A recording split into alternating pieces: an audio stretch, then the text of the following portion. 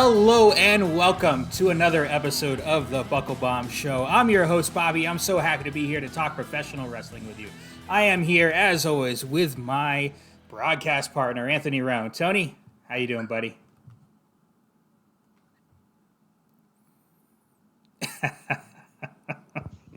I'm doing great, brother. Just had to review one time. All right, man. We'll get right into the show here. It's going to be a little bit more off the cuff. A little behind the scenes, we're recording this actually Saturday night instead of Sunday, and I've been working all week and doing a lot of stuff, and I haven't had the time to do my normal show notes and send them off to Tony. So we're just kind of rolling with the punches a little bit here, but we got some fun stuff to talk about nonetheless. The first thing I'm going to do is we're going to just run through a lot of the stuff that happened in professional wrestling on primetime television this week. So we'll just kind of go through Raw, and then we'll talk about whatever we decide we wanted to talk about as we get to it. So Raw started off this week with an episode of Miz TV featuring Cody Rhodes. Pretty good, Miz being over the top, but not too over the top. Good heel Miz here. And he's Cody, one of his better promos. He's not doing his super serious performance promos. This is a more real promo, I feel like, from him. Of course, he slipped a couple of times, maybe a work, maybe a shoot, but he slipped a couple of times and said, quote unquote, banned words like belt and wrestler. And I loved that the Miz each time corrected him. I don't know if you caught that, but he said, "Oh yeah, I'm going after that WWE Universal Championship belt." And Miz is like, "It's a title, not a belt. A belt holds up your pants," quoting Vince McMahon. And also used wrestler later in the promo. And Miz very quickly corrected him, "Superstar. We're not, So that was fun. Pretty good promo to set up their match later tonight. What'd you think of it? Just like you, I love the way the Miz was on top of it. Anytime Cody said one of the no words in WWE, the Miz was right there to, just put him in his place, remind him that he's back in WWE Monday night prime time. You're going to speak the Vince McMahon lingo, and you're going to love it. And, whether or not they're going to let Cody keep on being Cody and just doing that, maybe acknowledging that he's coming in from a different place where they don't work like that, to make it seem like, oh God, he's still a rebel. He's still the AEW guy. I think it's really interesting, and I loved it. Yeah, it felt to me like it didn't feel scripted like a WWE promo often is, scripted to the letter. It felt like they're letting Cody go out there and give his promo old school wrestling style. And so, he said a couple of words. Maybe it was a work, maybe it was a shoot, maybe he said them and Miz played along perfectly with it. But the promo overall was fantastic. I loved everything about it.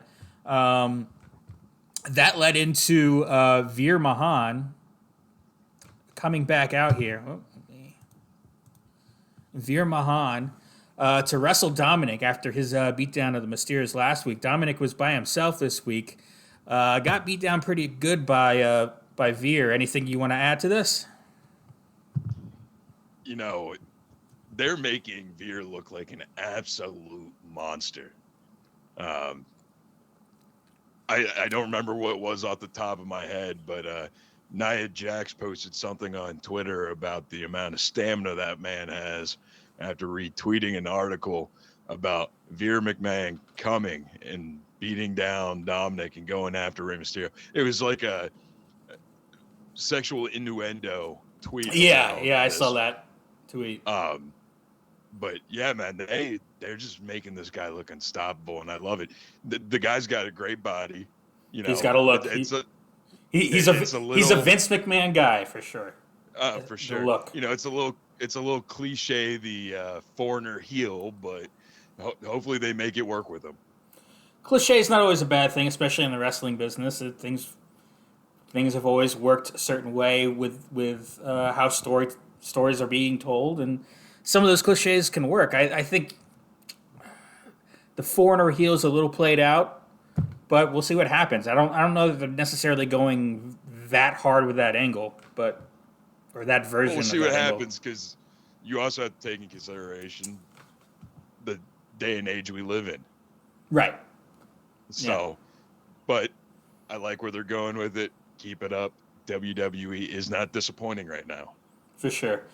All right. Raw's not disappointing right now. Well, we'll see. I mean, this was the first one I didn't watch while drinking, so I was working. So it kind of flew by a little bit in that I was doing other stuff and wasn't paying that much attention to it as opposed to. So, but still, 3 hours is a slog, whether you're drinking or working or not. They moved on after that, and I kind of just went through. I just took notes of the in-ring stuff. I didn't necessarily write down every little backstage promo and skit, but just anything that really stuck out to me and any in-ring stuff. So we got AJ Styles versus Damian Priest. It was a decent little match, and then all of a sudden things got really weird. I originally wrote, what WTF was that? Priest turns the lights out, and that's the transition to a break. But then I crossed out break transition ? Because apparently that was just the end of the match. He kicked AJ Styles out of the ring and then turned the lights off, and then we come back from break, and AJ Styles is in the back doing an interview segment, pissed off that the match was over because the lights turned out. I don't know. It's stupid WWE entertainment stuff. It made no sense. Made no sense to me. All right, so I stand corrected. Not everything on Raw is amazing right now. I completely forgot about that clusterfuck of an ending of a match, so thank you for bringing me back into the dark period of what was Raw. Yeah, I don't know what the hell they're doing with this whole Damian Priest thing. I also thought it was weird how they staggered the lights turning off. Yeah. Just do it all at once, man. I also like to point out it felt a little bit like they had Undertaker vibes going with it. Well, are they giving him and Edge supernatural powers now? Is that what we're doing?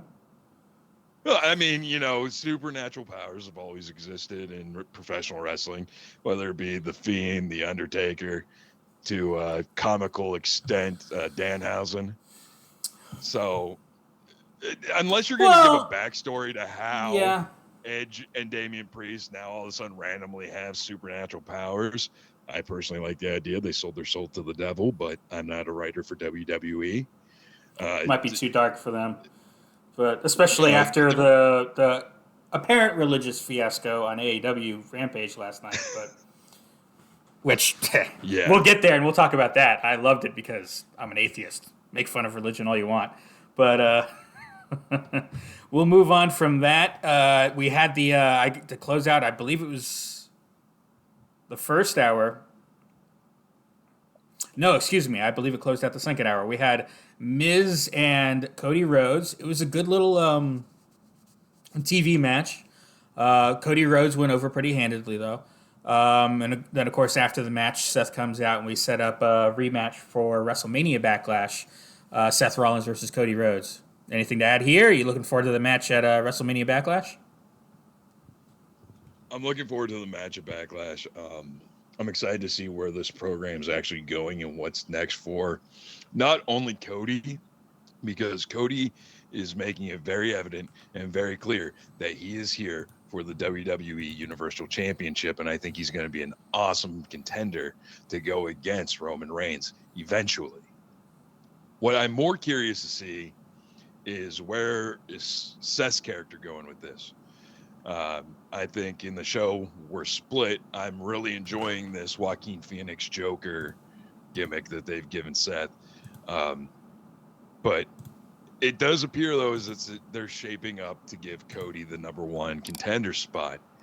However, Seth and Cody actually work very well in the ring together. Yeah, so, and that was going to be a good match.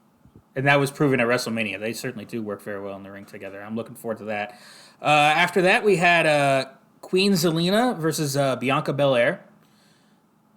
Belair, and again another decent little TV match. Belair went over, and then we set up. And then after that, we had the segment with Sonya Deville. She came out with a supposed open contract for your WrestleMania, for your next opponent for the women's title.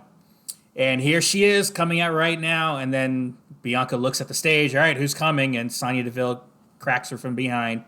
And your next opponent's me at WrestleMania Backlash. So we got Bianca Belair and Sonya Deville for the Raw Women's Championship at WrestleMania Backlash. What do you think of that? I'm going to talk about an abuse of power right from Vince McMahon's playbook. I mean, I don't hate it. I'm not super stoked for it. I think there's a lot of other women in the back who have been plugging away at making a name for themselves on the roster. But I also enjoy Sonya Deville as a wrestler. And her GM work that she's been doing has also been very enjoyable. So, you know what? Let's see where it goes. I'm not going to bag it. Sonya's not going to go over. So let's see what happens. But you might be able to stretch something out of it if you have some sort of a schmoz finish at Backlash. Get another match or two out of it. We'll see what happens. I like Sonya Deville. Her GM kind of character, whatever's going on here with her and Adam Pearce, and their kind of authority figure characters. I really like it. I think it's brought Sonya Deville up another level from where she was before. It was a way, because you've got a lot of talented women in WWE right now, a lot of them. And if she was just another one in the mix, she probably wouldn't be getting the shot. And I think even she has said recently somewhere in an interview, that when she was first given or first told about this whole authority figure role that she could have, and it was first pitched to her, she wasn't happy about it. She wants to be in the ring wrestling. But Vince apparently told her, just go along with this. Trust me, this will make you even bigger for when you do get back in the ring. And of course she says now, I'm thrilled that this has happened because I'm bigger than I ever would have been. So and now here she is with a title shot that I think is great at a big post-Mania pay-per-view. All right, we'll move on from there. Alpha. This pretty much goes into the end of Raw, when they're heavily featuring the tag team titles here, because we're going to be unifying the SmackDown and Raw tag team titles. We have Alpha Academy versus RK Bro. RK Bro went over pretty handedly. And then here at the end of Raw, the Usos just happened to show up in their car just as RK Bro went over. And they come down to the ring after a break. And we end up with and they challenge RK Bro to a unification match. But before we get an answer from RK Bro, down come the Street Profits. They want in on the action. So we have a match between the Street Profits and the Usos. Fun match. There was a great flip. You had RK Bro sitting there. I don't know if you saw it. RK Bro sitting there at the commentary table.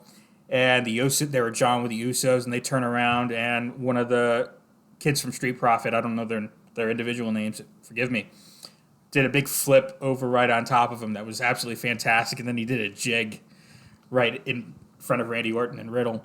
Fantastic little match. Great spot there. The Usos do end up going over, and then we get a bit of a schmoz and a scuffle afterwards with a super kick to Randy Orton. What do you think of the end of Raw here? Let me tell you something. We're going to get into this when we get into AEW, but tag team wrestling is back, baby. Let me tell you what, man. What we're seeing out of, especially WWE right now, with as hot and as loaded as their tag team division is, it's hard to deny that the spotlight is being put back on tag team wrestling, not just in WWE, but in all of professional wrestling as a whole. And this storyline in particular, man, you have so much unresolved stuff with, Alpha Academy, Street Profits. You got the Usos and RK Bro getting ready for a match at Backlash. This whole title unification thing that they have going on right now, it's beautiful, and I couldn't be more excited that this is happening. Right. Yeah. I'm super excited for the unification match. Uh, I'm glad the world titles are unified. I hope that stays that way, and the same thing with the tag team titles. I think it works for the women's division. You only got the one tag team championship. I think it should stay that way. I would eventually like to see the women's world title unified too. I want to see all. Maybe keep the IC and the US title separate. I can see that one, but otherwise, your world title, your women's world title, and your tag team titles. I want them all unified, and your champion can be like an old school champion. It can a little bit like it at least, and they can float between both shows and take on all comers, and it makes them a real champion rather than I'm just a champion of this show, and then you got a champion of this show, and it waters everything down to me. But yeah, on your point about tag team wrestling, at least right now in this moment between both companies, absolutely fantastic. Again, we'll get to it when we talk to the WWE or the AEW stuff and some of what they're doing. They've got a lot of three-way tag team matches too, or three-man tag matches, six-man tag matches, whatever you want to call them. But and there's a push there for belts that I don't agree with. But yeah, tag team wrestling's in a good spot in both companies, especially AEW. But even here in WWE, it main evented Raw and it main evented SmackDown, which we're about to get to right now. The start of SmackDown continued this story from Raw, where RK Bro came out on the Enemy show and accepted the Usos challenge for the unification match at WrestleMania Backlash. So we got a little further into the story there. And then we went into a match. Naomi and Rhea Ripley. Some of my favorites here. Sasha Banks and Liv Morgan on the outside. Bobby's buying stock in Vaseline right now. They're so good and so talented, all four of them. And yeah, I might have a crush on one or two of them for sure. But but more tag team wrestling. The women's tag team division is, we thought maybe a little bare, but we've got a good little program going here between Sasha and Naomi and Rhea and Liv, and they're going to have a match on Raw for the tag team titles. Are you excited about this? I actually am, man. It has to be Liv and Rhea, though. I mean, it just. Nope. I love Sasha and Naomi. Don't get me wrong, but if you look at a team that clicks like they're actually a tag team, Rhea Ripley and Liv. I mean, come on. Yeah, but that's remember they teased that they're going to break up last week, so because Liv took a pin and Rhea got all pissed off, and then they made up. And God, I never want to see him break up.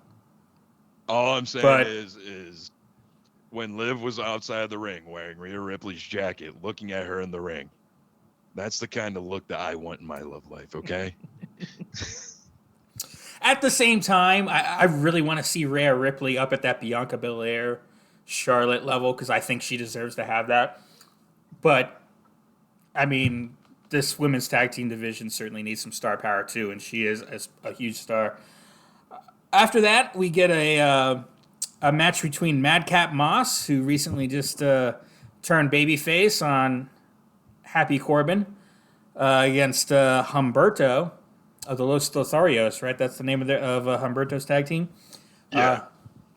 Madcap Moss won pretty decidedly there. Anything you want to add to that? Yeah,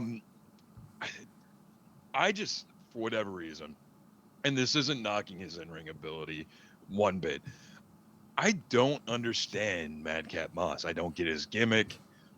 He's just one of those wrestlers that he's not for me. I hear you. I did hear a bit of his promo while I was working, going off a little bit about Happy Corbin. And I thought it was a decent little promo. He explained why he was telling bad jokes because, hey, that's who he was working for, was Happy Corbin, and who liked those kind of stupid, bad puns. So those are the jokes I'm making at the time. But, hey, I can actually be really funny. And So I guess he was kind of going that angle, and it was a good little explanation of why I was a heel promo kind of deal, and now I'm a babyface. So we'll see where they go with Madcap Moss. From there, we had after some backstage shenanigans, we end up with an interview segment from Drew Gulak, who's trying to be a stick man. He interviewed Charlotte in the ring. Charlotte ended up beating down Drew Gulak and getting him in the figure 8 and tapping him out. Anything you want to add here? You know, this Obviously, is Ronda wasn't in town, so they had to do something with Charlotte. This is going into a reason why I shit canned my heat seeker on women's wrestling. They're doing everything in their power to bring it back. I love the intergender interaction that they had, where they absolutely made Charlotte look like a beast over Drew Gulak, who, by the way, is one of my favorite technical wrestlers. But man, did they just make her look like $1 million over him, and it was awesome. All right, yeah, they did. After that, we got another match between Drew McIntyre and Sami Zayn. Of course, that ended in a count-out win for Drew McIntyre after Sami Zayn took off through the crowd again and ran away. Though that Adam Pearce came in after the match, after the break, and said, "Hey, you're not doing this again. Next week on SmackDown, you're gonna be in another match against Drew McIntyre. This time it's gonna be a lumberjack match, and you're not gonna be able to leave the ring." So, what do you think about this lumberjack match between Drew McIntyre and Sami Zayn next week on SmackDown? You know, I love lumberjack matches, and I think a reason behind that is it's not one of those match types that get beat to death. You know, for as much as a hardcore wrestling fan or a deathmatch wrestling fan that I am, you know, AEW, for example, playing the deathmatch to death, no pun intended. You know, certain WWE was just throwing random people together for tag team matches there for a little bit in the early 2000s. I mean, when you actually have a match type that you let breathe, it's going to make people excited for it. And you'll never hear me say that I'm not excited for a lumberjack match for as little as they use it. I'm really excited to see where this goes. Yeah, me too. I'm interested in this. I love Drew McIntyre. I think this is going to lead. I can see Drew McIntyre. They're kind of biding their time with him. I think eventually they just announced that big stadium show in the UK, in Wales, I believe. And I think eventually you're going to get. I think the main event of that show is going to be Roman Reigns versus Drew McIntyre. I can see that being the big show or the big match, main event match that they leading up to that show. Let's see here. After that, they had Ricochet versus Jinder Mahal for the Intercontinental title. Ricochet beat Jinder Mahal pretty decidedly here. What do you think about this? I actually didn't get to see this match. That's why I was a little taken aback when you said Jinder Mahal. Yeah, it's. Go ahead. You got a guy here who, when he came back to the company, and he came back, you know, great shape, cut to hell. Unfortunately, he's one of those examples of Vince McMahon getting tired of his shiny new plaything. Right. Yeah, a little bit. And then the next we had a backstage scuffle between the New Day and Sheamus, Ridge Holland, and Butch. It was just a typical backstage little, we're getting into a fight, and then broke them up. What do you think about this? And what they're doing with Butch? I texted you privately, and I asked you what they're doing with Butch. Is he like a Dennis the Menace character? Because you see that they tied him up to that forklift after they caught him. I mean, dude, Pete Dunne deserves so much better than this. He really does. WWE Entertainment stuff. All right. And then the main event of SmackDown was Riddle versus Jimmy Uso in what ended up being a pretty darn good match. I believe Riddle went over here. And And this, of course, furthers the storyline going into the tag team unification match. Anything to add about this match? I mean, not a surprise about how good it was. Any one of the Usos, if you put them in the match, they got that NOI bloodline. All of them are bangers in their day. And then Riddle, I mean, example of one of the most underrated wrestlers of the last 15 years finally getting his time to shine. I mean, all you have to do is go back to the original GCW Blood Sports and just watch his work there. I mean, the dude can go, and I'm happy that he's getting the push that he's getting right now. I'm happy it's in a program with the Usos, and I'm happy it's in a program that's going to tie the bloodline to being like the Thanos of the WWE, because by SummerSlam, they're probably going to hold every damn title in the company. Yeah, yeah, and hopefully do. I think they should have another decent run, at least through to SummerSlam, and maybe beyond.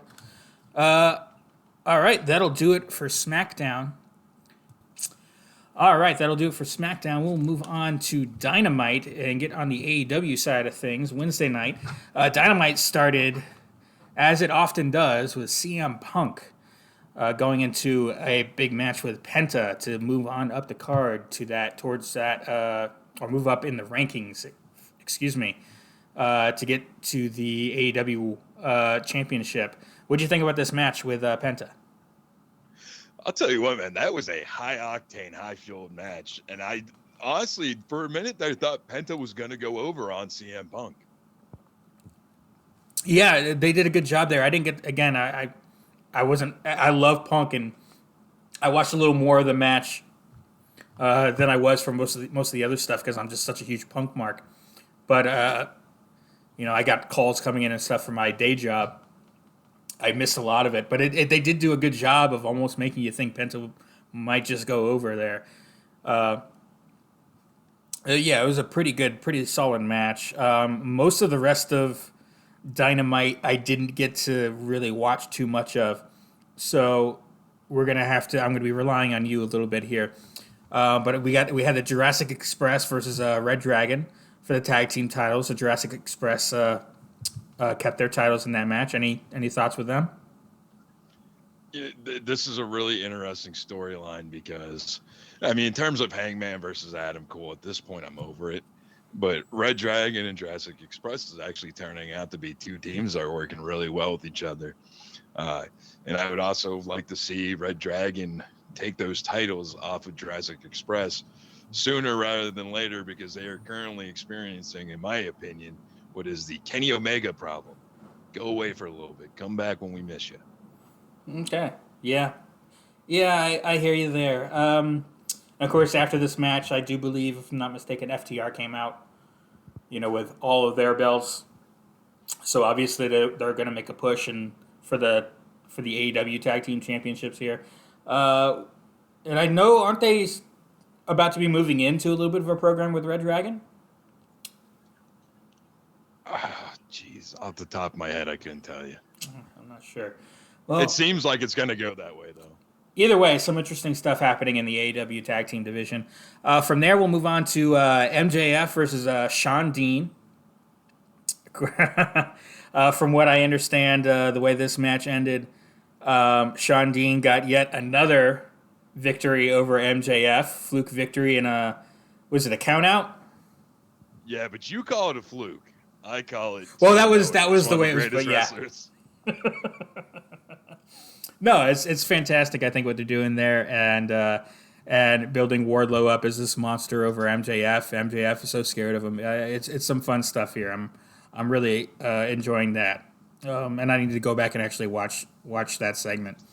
After that, we had Eddie Kingston, Santana, and Ortiz versus the Jericho Appreciation Society.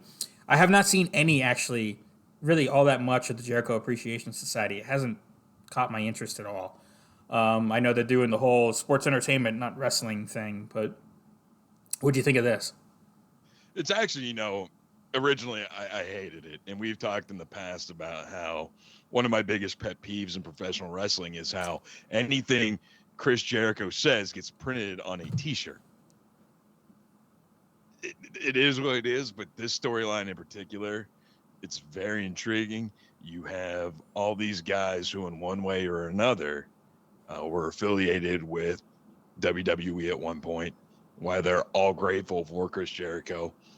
Uh, if I'm not mistaken, Dynamite actually opened up with a segment of the Jericho Appreciation Society all getting off a jet, and 2.0 was tossed out of an SUV by Kingston and Santana and Ortiz. So that was a good little going into the match fodder about why that fuel is extra added at this point. As far as Santana, Ortiz, and Eddie Kingston being together, man, that is all the reason in the world, in my opinion, why there needs to be a 6-man championship in AEW. Well, how many 3-man tag teams are there? There's Jurassic Express, if you actually count Christian. There would be Undisputed Era, Kenny Young Bucks. There's definitely with Dark Order, Blackpool Combat Club, Penta, Phoenix, and Pac. Basically, it's structured a lot like New Japan, where there's just a lot of teams within the promotion, but individual wrestlers within the teams. Yeah, AEW is definitely stable heavy, especially when you compare it to the WWE. FTW. There's so many, man. It's ridiculous. Okay. I'm just focus on the actual tag team division because that's been in the slumps for years and they've got a good thing going with that. Maybe down the road a couple of years I'll warm up to a 3-man tag team championship. I just it can work in certain situations, but it's just not. I'm not a fan of that type of title. I don't know. We'll move on from there to where are we at here? We had Marina Shafir make her Dynamite debut against Sky Blue in a bit of a squash match here. This match I saw got some flack online. Shafir being pretty darn green here, obviously, but you know she's a name. She's got a name and a history, MMA history to her, and she's got a look. I liked her look. For sure. I went back and watched this match because I've heard some of the bad stuff about it. I didn't think it was that terrible. I think it was a little bit of a botched spot at the end. But what did you think about this? First, let me start off by saying, with the botched spot, your current TBS Women's Champion has a couple botched spots too, but everybody's willing to overlook that. Because she's green as well, yeah. Yes. I think the reason why she's getting so much heat over it is just for the simple fact that she's coming in from MMA and they're comparing her to a Brock Lesnar or Ronda Rousey type coming into professional wrestling. As far as the match, like you said, she's green. She needs some improving, but she will improve eventually over time. I actually feel like they might be building her up to be the person that throws the wrench in Jade's 30-0 undefeated streak. Man, my tongue is twisted tonight. But yeah, so that's going to be something we're going to obviously see in the future. Yeah, they're obviously building to that. You had the baddie section out there with a couple of names in that section, Kira Hogan and who was the other one that was there in Jade's baddies section? There was another wrestler there, but you had Kira Hogan and someone else. I forget who. I can't remember. Now I think of the baddie section, I think of that very rotund gentleman wearing the baddie tank top and the plaid pants. It was hilarious to me. I loved it. All right, but yeah, it looks like they might be building up a little bit of a stable with Jade Cargill, and I'm here for anything Jade Cargill does. You're right; she's still green, but she's a star. She's a star. Especially if you're adding Kira Hogan to the mix. I mean, my God, I don't know how familiar you are with her work and Impact. Not really at all. I just recognized her. Yeah. She can go. All right. After that, we had another tag team match: Swerve Strickland and Keith Lee versus Ricky Starks and Powerhouse Hobbs. I believe Powerhouse Hobbs got the pin over Keith Lee in this match. What do you think of it? It was a good match. Obviously, anything that's going to involve FTW, Keith Lee, and Swerve Strickland, it's going to be a good match. Leading into a little bit of what happened after Dynamite went off the air, I didn't see any tension between Powerhouse Hobbs and Ricky Starks during the match, but there was a little teaser that maybe Hook or Ricky Starks himself may be the next person joining the Blackpool Combat Club. So we're going to have to see what happens with that. Yeah, for sure. Then the next thing, I know I'm going to get a lot of flack for this, but I did not watch the Suzuki versus Samoa Joe match. Missed that entirely. I'll go back and watch it at some point, but I'm not familiar with Minoru Suzuki. I'm not familiar with a lot of Japanese wrestlers, or wrestling for that matter. But it looked like, from everything I've heard, it would look like it was a pretty good match for the Ring of Honor TV Championship. Samoa Joe went over, won the title from Suzuki. And then after that, we had a segment that's gotten a lot of shit online. The debut of Satnam Singh. So what do you think of the match and then Satnam Singh's debut afterwards? Well, unfortunately, you take the good with the bad, right? The match was good. The reasoning, if you listen to the dirt sheets why it happened, there's a couple various reasons. That's just some petty bullshit. I'm not sure if you're aware or not. New Japan and Ring of Honor's working relationship kind of went to the wayside a few years back with Bullet Club leaving and forming AEW. So it was one of those things where when I saw Minoru Suzuki actually hold an ROH belt, I was like, I wonder if now that AEW owns ROH or things. No, the heat's still there apparently. Mm-hmm. But Minoru Suzuki is just one of those hard-hitting cats that, he's going to put on a great match. It doesn't matter if it's GCW, it doesn't matter ROH, New Japan, it doesn't matter if it's on the AEW. He's one of those guys that you can count on to perform, Samoa Joe being in the same light as him. I mean, man, just what a banger of a match, man. There was some bruising going on the next day. Now, and this is a part of my heat seeker, Satnam Singh, right? Man, yes, he is also greener than baby shit. No two ways about that. You can't make an excuse for it. But it seems like a lot of the WWE tribe is forgetting that there was somebody back in the day named Great Khali who got pushed really high because he was just super tall. I mean, there's room for improvement. Hopefully he does. He's athletically gifted, being the first Indian-born NBA player. So we'll have to see what happens with that. Personally, I'm not really stoked on it.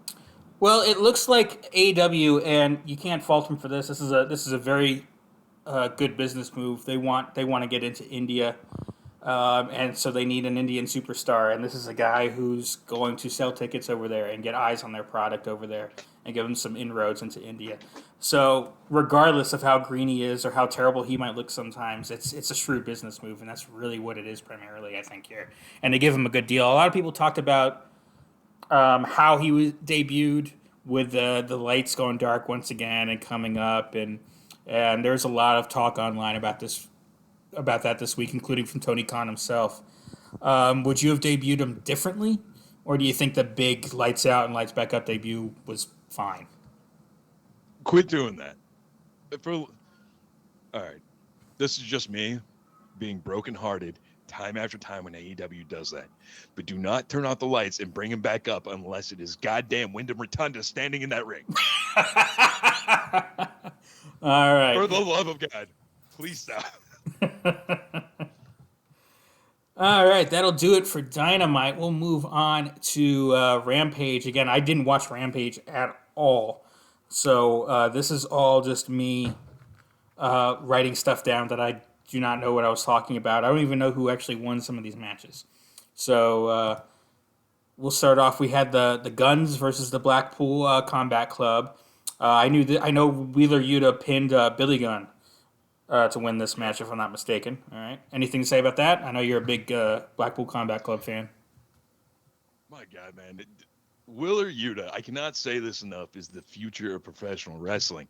I mean, I didn't even know he came from ROH, Mm-hmm. but my God, man, that kid, and now he's sitting underneath the learning tree of Bryan Danielson and William Regal and John Moxley. I mean, if he's actually rolling around with these guys outside of TV and learning something from these guys, because then you also take in consideration that you're getting the secondhand knowledge of Shawn Michaels involved with that too. That kid could be unstoppable one day. All right. Yeah, I agree. Wheeler Yuta is a future star for sure. From there, we had the Butcher versus, I think it was just some jobber. I've never heard of this guy, Baron Brown. Yeah, jobber, never heard of him. Just kind of a throwaway squash match to Yeah. remind you that the Butcher and the Blade are still badass. Then we had a backstage segment that piqued my interest when I heard about it.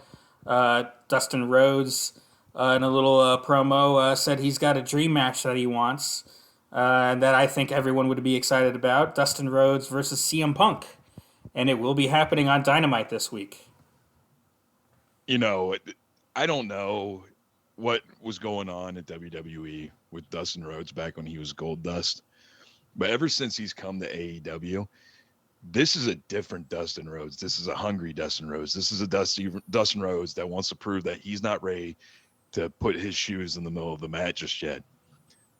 Going back to Double or Nothing when he wrestled Cody, I legitimately cried during that match because of the storytelling was just absolutely beautiful in it.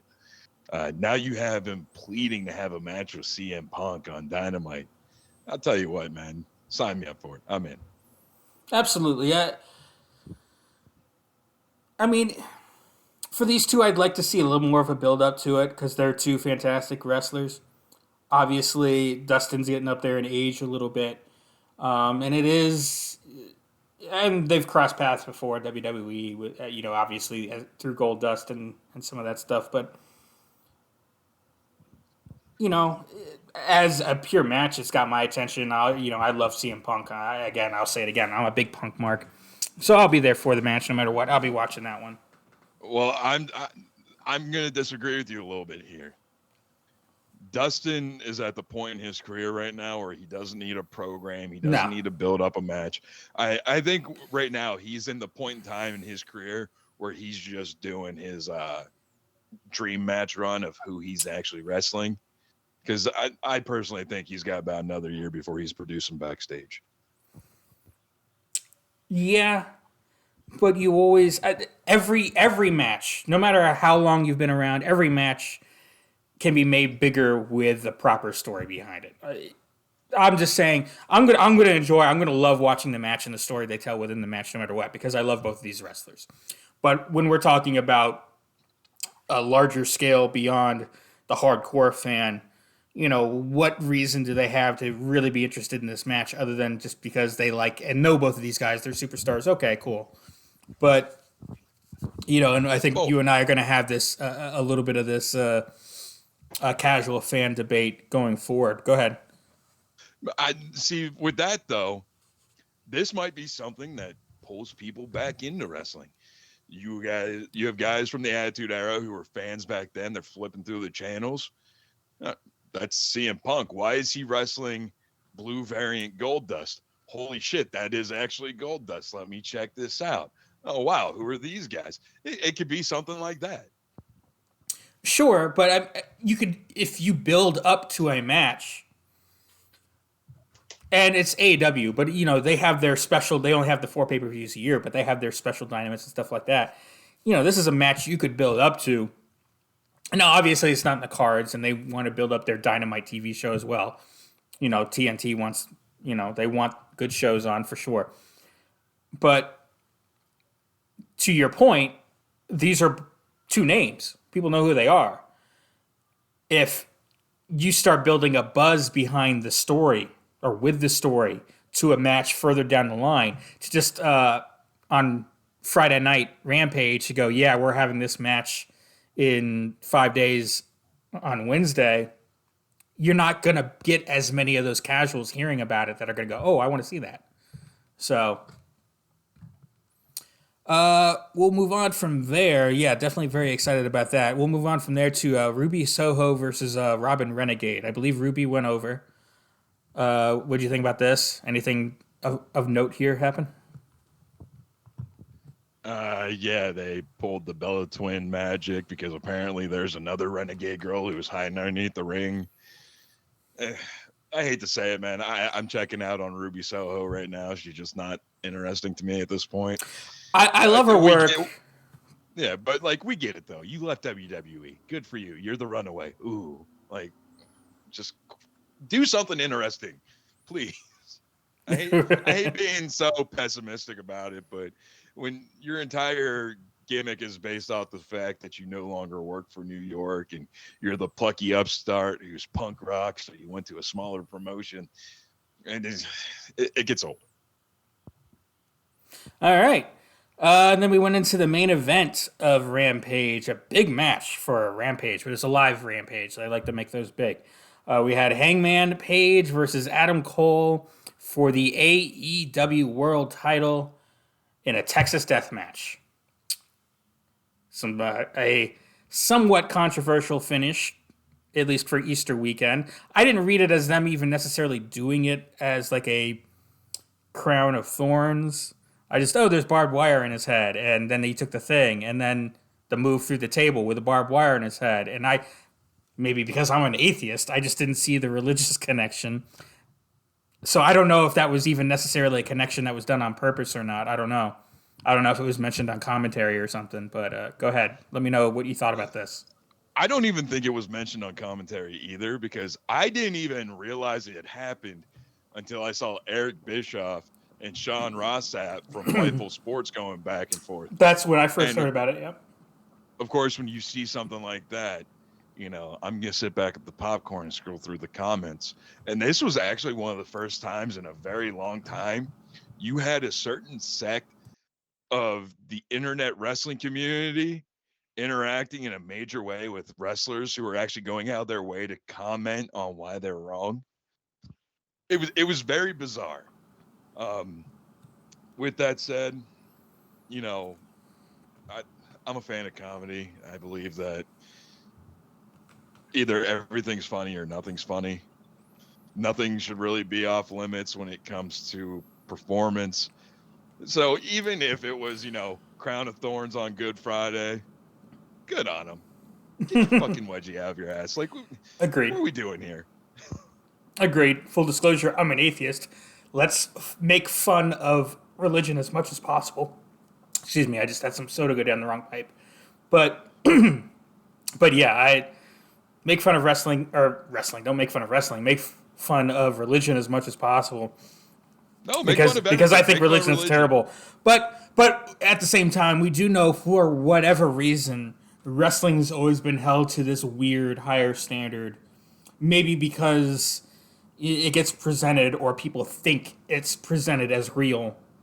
So at least people not in the know. So a character can't do certain things. You can't have a character, a heel bad guy character on TV be say a homophobe, because that would be homophobic television that you're putting out there. But if you had a homophobic character on a TV show, that's perfectly fine. You're telling a story. But in wrestling, no, you're pretending that that's real. And it doesn't make sense to me sometimes.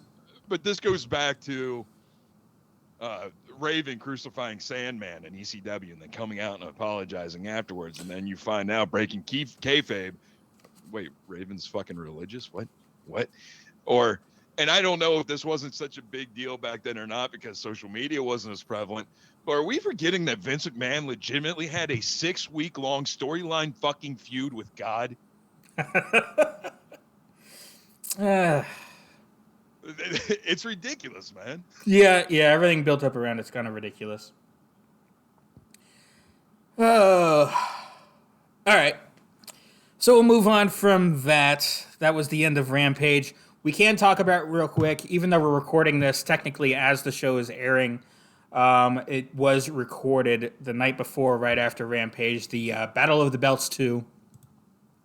Electric Boogaloo.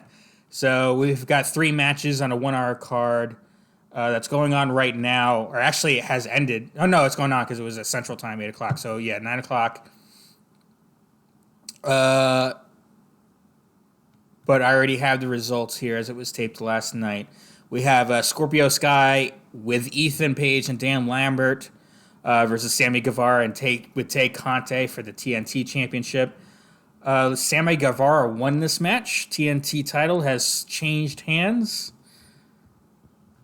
So now you're going to have that TNT title back around the junk of Sammy Guevara in bed with Tay Conte. I don't know if you're excited about that one.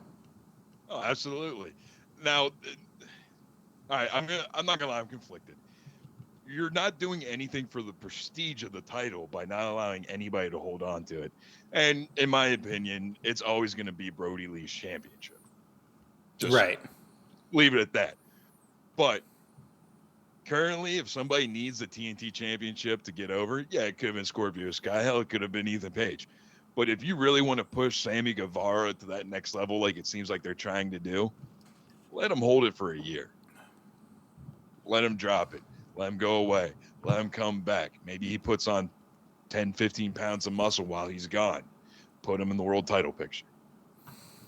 Yeah, he's got world title picture capability, I think, if he gains a little bit of muscle for sure. But I do like Sammy Guevara. And I like that he's the new champion. All right, the next match was for the Ring of Honor World Championship. Jonathan Gresham defending against Dalton Castle with the boys.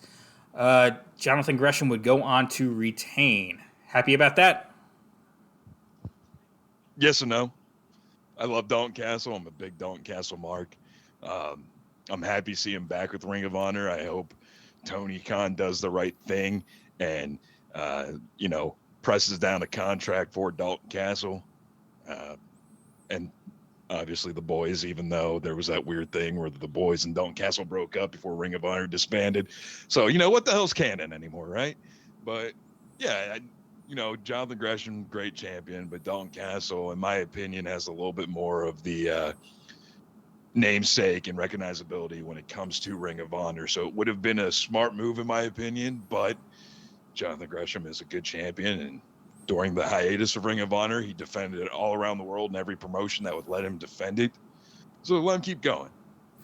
And news has come out that Jonathan Gresham does have a contract now with AEW / Ring of Honor. So, they're keeping the title on him here. It looks like there is some after-match business here. Jonathan Gresham and Dalton Castle shook hands after the match. Then Satnam Singh and Sanjay Dutt and Jay Lethal all made their way out to the ring. Satnam Singh choke-slammed 2 of the boys and then sent Dalton into the steel steps. Jay Lethal hit a lethal injection on Jonathan Gresham. And then Satnam Singh bounces Gresham against the mat here. Lee Moriarty makes his way out, but Satnam Singh takes him out. Matt Sydal appears and tries to hit Satnam with his crutch. Lethal and Dutt take him out before feeding him to Satnam. And then Samoa Joe made his way out with a lead pipe. But Singh, Dutt, and Lethal skedaddle after that. I was wondering if they were going to have Samoa Joe come out to defend Jonathan Gresham, because the way it's looking, and with the post Ring of Honor conference that they had, and with what they're building up with Samoa Joe right now to actually be the destroyer of worlds and the belt collector, he said it himself. He wants the ROH World Champion. He wants the AEW World Championship. That is the program that I am excited to see. I mean, of course, we're going to build it right now. He's going to have his little thing with probably tagging with John Gresham against Jay Lethal and Satnam Singh. But after that's out of the way, that's in the pipeline. So this is going to be interesting to see. Absolutely. All right. And then the main event. Thunder Rosa defends her championship against Nyla Rose. Looks like Thunder Rosa retains her championship via pinfall. Um, Good move there. Keeping the Great belt on move. Thunder Rosa. I agree. All She right. just won the belt, and for what it's worth, Nyla Rose needs a little bit more polish before you put the title back on her. Just my opinion. I mean, there's a lot of other women wrestlers in AEW who have a little bit more of a polished skill set than she does. Give her a little bit more time to work on things, put her back in the title picture. Yeah, I can agree with that. Nyla Rose is certainly someone who I think can be built up pretty good. She needs to get some more experience, I believe. But you've got some good people right now, like a Ruby Soho we just mentioned, and things like that, who definitely deserve to get in that women's title picture. Even Ty Conti. Yeah, there you go. Uh, all right, that'll do it for all of the wrestling we had this week. We will go ahead and get into some other news stories we got going on here. We have a big announcement by Tony Khan coming on Wednesday Night Dynamite. We're thinking, the rumor is, oh, wait a minute. I screwed up. I jumped ahead a subject there. We got something special going here for you next. Now, we didn't get to pre-tape this, so we're just going to put the camera on Tony and do this live. Live, pal. But we got a Heat Seeker segment coming up. And I don't even know exactly what the topic's going to be. I've got an idea, but I'm not 100% sure. He's told me a few topics. I think I know what the next one's going to be, what this is all about. But here we are. It's going to be the Heat Seeker.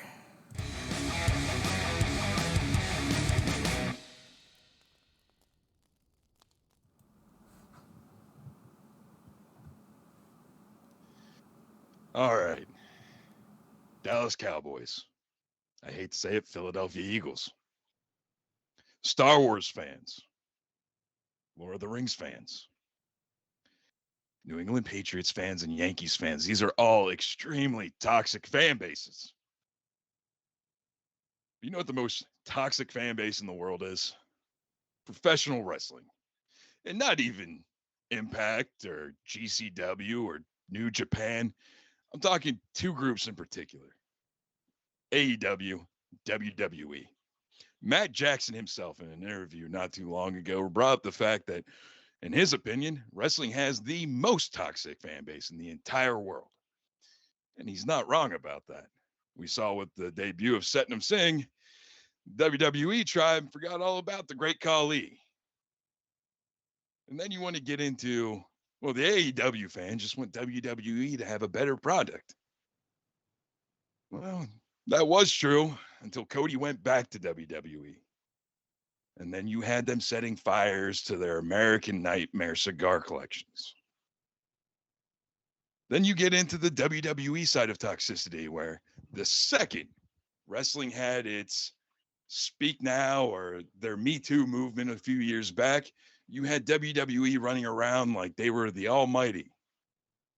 Now, to bring you back to reality, let me remind you why WWE is not the almighty. Plane Ride from Hell, disgusting storylines, too many to name. Not giving wrestlers employment rights, released over 100 wrestlers during the pandemic. Not testing talent for virus. The Ashley Mazzario rape cover up. The Ring Boy scandal and cover up. The Saudi government propaganda shows. The list goes on and on. With all that being said, let's just remember that no company is high and mighty. Mistakes will be made. Things will happen that we as fans do not agree with. But that does not mean for 1 second that professional wrestling is not still professional wrestling for us all to love and enjoy, regardless of which company you're going to dick ride. Actually, if you're a smart wrestling fan or an intellect like myself, you're not going to dick ride for any company, being, as I said, they all make mistakes, they all fuck up, they're all ran by human beings. And everybody knows that just enjoying wrestling makes you a better human being in general. Have a good night. All right, Tony, with his Heat Seeker there. Said some provocative things, I think, but all true things. pretty much agree with everything you had to say right there. You see this sort of thing in not just professional wrestling, but a lot of different things, a lot of fandoms, and even in politics and the political divide we have in this country is really just another fandom in many ways. And I think the way people subconsciously think about it, they're just rooting for red or blue. It's all psychological and confirmation bias and tribalism, and it's a lot of stuff we all have to try to get over. But certainly when you're online and you have this sort of anonymous, yeah, maybe your picture's on there, but you have 240 characters, no one really knows who you are, and especially if you just got 10 followers anyway, you can just say whatever the fuck you want. And no, there's really not going to be any consequences for it. The worst that happens is you get blocked. You know, of course, sometimes it goes too far. Someone can get doxxed, and that's never a good thing either in retaliation. But coming on there and just talking shit about one company or the other, whether it's WWE versus AEW, whether it's DC versus Marvel, whether it's Republican versus Democrat, whether it's within Star Wars. I'm a huge Star Wars guy. I love all of Star Wars. Whether it's the original trilogy fans versus fans that grew up with the prequels versus now you have fans that started with the sequel trilogy and the Disney trilogy that gets so much hate these days. I love it all. But you have three groups and then some even subgroups. You have Kylo Ren and Rey shippers, Reylos, that. And then you have people that are like, no, Kylo Ren's, a big mass murderer. It's like, it's all Star Wars. They're telling stories. Just, if you don't like the story that's being told in that movie, okay, you still have the others. It makes no sense to me, this whole tribalism stuff.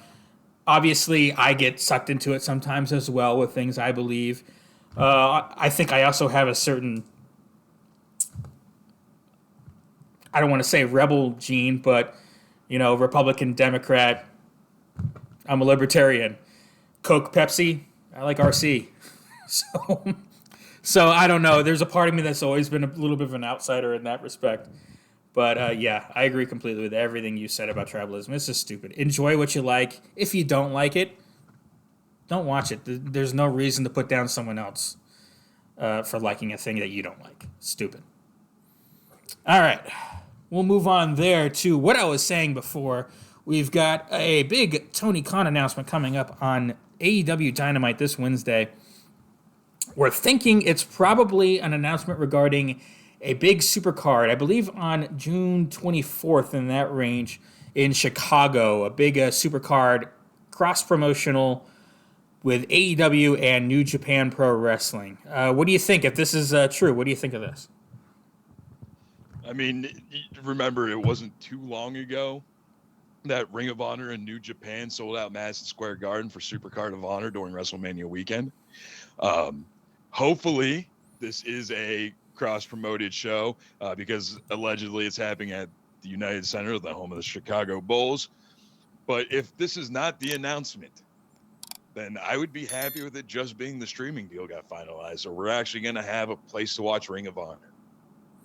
Either way, when Tony Khan says he has a big announcement, historically speaking, it has been a pretty big announcement.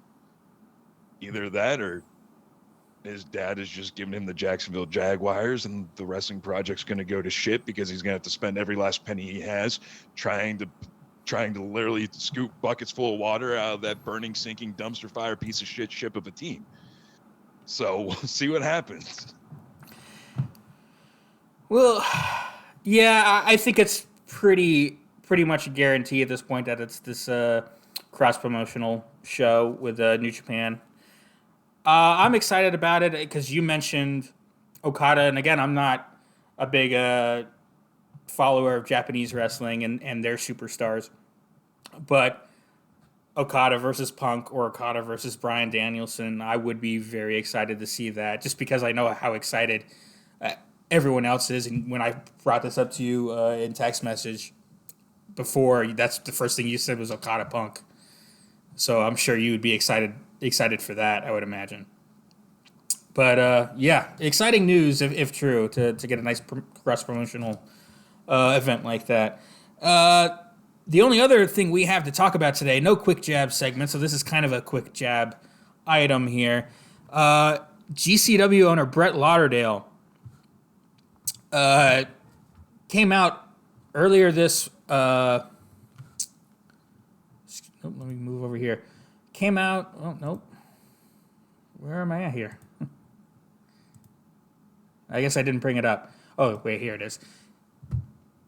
Brett Lauderdale talked about how had a good meeting with Stephanie McMahon at WrestleMania, and he had this picture he tweeted out during WrestleMania with Stephanie. Apparently, they're having discussions with WWE.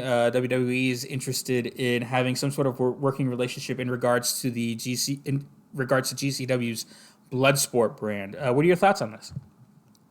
Well, this is one of those things that's come up at a very interesting time.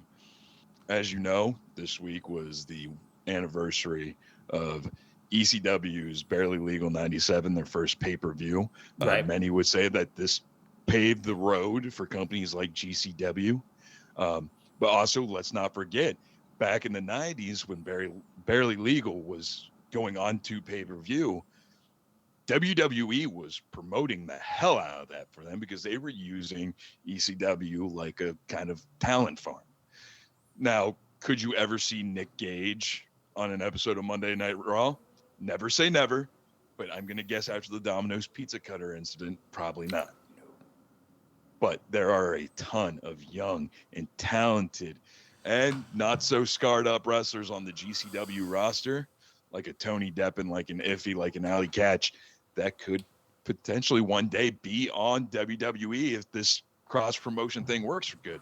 Now, if it's just for the Bloodsport brand... And that's what it seems to be, just for the Bloodsport brand. But go ahead. The dream matches, that could come out of that potentially. My God, can you imagine having Brock Lesnar versus Josh Barnett in an actual Bloodsport match? Take my money. This is very interesting news, because if it's just the Bloodsport brand, where's the cross-promotional interest in WWE here? Because if they're sending their talent to do a Bloodsport, because it is kind of a worked shoot deal with, some live rounds being thrown, you're running the risk of someone getting hurt. And we all know WWE's history with the Brawl for All. I don't think they're going to want to do that. That doesn't make sense to me from a business standpoint for WWE. If it's more straight up GCW, I mean, yeah, I'm surprised you didn't mention it. I think the one we'd all be excited for is Woo Woo Woo. Getting back in WWE. And here's the thing. Matt Cardona is not a contracted GCW wrestler. He's actually, I believe he's under contract with Impact currently. Is he? But with these other company contracts, a lot of them are built in where you can work in other promotions. Oh, absolutely. Absolutely. Now, the interesting part to me with this all is GCW works very closely with AEW. Their current champion is Jon Moxley. So going forward in the future, I think it's going to be a good indication of which way GCW leans, depending on how much longer Moxley holds the title. All right. Yeah, for sure. All right. I did have a couple of things here that I did not tell you about, that I had brought up and I forgot to write down in my notes. But we do have a bit of news here about that we were definitely wanted to talk about, was this memo that was apparently sent out by Vince McMahon to everyone in the company about names. Namely that, obviously, unless you're already a big star with that name, but if you're coming up from NXT or developmental or something along those lines, definitely not going to use your real name. And was that it? Definitely just not that they're not going to use their real name, right? They're not going to use real names, and they're not going to use names that closely resemble the names of superstars. They're not going to bring in, like if you come in under a certain name, they're not going to use your independent wrestling name. They're going to come up with a new name for you. Yeah. That's their been their MO more or less for a while. There's been some mix and matches. Obviously, Austin Theory, his real name's Austin, which it mentions right here. So they're dropping the Austin from his name. He's just going to be Theory. That was actually, it came out later. Vince McMahon was concerned with the push that they're giving Austin Theory. There would be confusion with Stone Cold Steve Austin. I shit you not. That was an actual statement. You know, and there's always, when you're a big promotion and you got to promote things, you're always going to be worried about is there confusion here? Is there not? Could there be confusion? I don't see how you're going to, and obviously they just had a big deal together at WrestleMania. They were just involved in a bit of a storyline together. I don't think anyone confused Austin Theory with Steve Austin. I don't think that was a thing that happened. But I can see, there's a similar name there. Let's just drop it. He's just Theory. Whatever. It's easy enough to do. From a WWE perspective, they don't lose anything by dropping the Austin side of the name, or changing other names. They only gain. And as stupid as it might seem to us, you know, hey, that copyright's a big deal. We want to be able to own that character and that name. And, okay. All right. Whatever. Roll your eyes and move on. That's how I feel about it.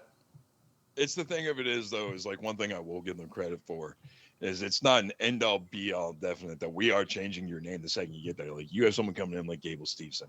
They want that name recognition from an Olympian and an NCAA championship caliber wrestler on their brand. So we're going to let him keep his name. I'm sure you're going to have people in the future that come over from the UFC a lot like, well, actually not even like that. You can't even say that because they just had Matt Riddle drop Matt. So now he's just Riddle. But right. Going forward in the future, though, it is going to be a smart move on their part. For as much as I hate it, for them to actually copyright their own names. That way they had the fair use for the name that blows them up, quote unquote, in the future, but also allowing big name stars that they have coming in from the company from other assets of life to keep their real name. So it's kind of a smart thing they're doing. I don't like it, but I see where they're going with it. Right. All right. And one other little sad piece of news I just saw here just before we went live. Virgil has apparently had a couple of strokes, major strokes, it said here, and then he's also been diagnosed with dementia. Sad news here. It looks like they're using a picture of Virgil with Brooke Hogan there, if I'm not mistaken. But odd picture to use. But yeah, sad news here with Virgil. Anything you got to say about that? Yeah, you know, Virgil's just one of those guys who, whether it be his work with the $1 Million Man, whether it was him going to WWE as Vincent, or my apologies, WCW, NWO as Vincent, as like a little like nudge to Vince McMahon, to the endless laughs he's given us as a meme later on in life with the wrestling superstar Virgil table post. And it never gets easier, especially the older we get. It makes us question our own mortality of things that happen to these wrestlers. As a child, you look at these larger than life characters on screen and you expect them to stand the test of time. And in a weird way, they do, but in the form of a mortal body, not so much. And it's just a little bit of a reminder every day that nothing in this life is guaranteed. So just take what you have and appreciate it and make the most of the time you're given. Yeah, absolutely. It's always sad to hear news like this. Hopefully Virgil recovers from his 2 strokes completely. And he's apparently only in the early stages of dementia. Hopefully it progresses incredibly slowly so he can be a full, sound body and mind for as long as possible. All right. That'll do it for the show today. A nice, decent-sized show. Any last words, Tony? Quality Human coming very soon. We got everything set up for it. We have a lot of huge interviews coming up, and I hope you guys enjoy it as much as I'm enjoying discussing it with Bobby and putting everything together. Yeah, we got some exciting stuff coming for that show. I cannot wait. I'm so thankful for you to coming with me with that idea. It's been a lot of fun. All right, make sure you like, subscribe, Comment down below. Let us know what you think. We'll see you guys next week. Merge the tribes. Never break, always fight, never quit, do it right, play the game, win it life, have no shame, there's no time, feel the pain, live the grind, I could change, in my mind, pick a lane, commit and climb, the only way to win it life, I never miss, that's fact, taking big swings, bitch, hand me the bat, put me in the ring, you'll go out in a bag, cause I sing what I mean, and I bring it to the mad light, ain't got time to kill, I got time to feel, I took the red pill, I know life's short, so I wanna live real, but how's it?